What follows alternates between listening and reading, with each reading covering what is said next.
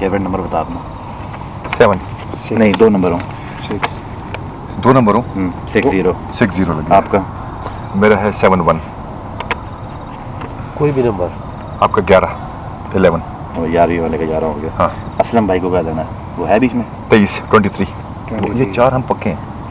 23। ये नंबर फिर याद रखना भाई। ये नंबर याद रखने में आपको लिख के भी दे ठीक है, दूँगा, हाँ। तस्वीर भी खींच दूँगा इसकी। ठीक है। 71। अगर बोर्ड ज़ाया करना है उन्होंने तो फिर आपने क्या करना है?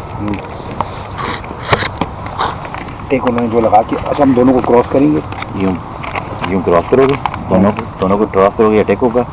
तुमने इधर लिखना है 23 70 61, ताकि जब वो पायलट मतलब मैं अपने पे अपना लिखूंगा अपने पे अपना नंबर लिखेगा। 60 लिखूंगा। 60 लिखेगा।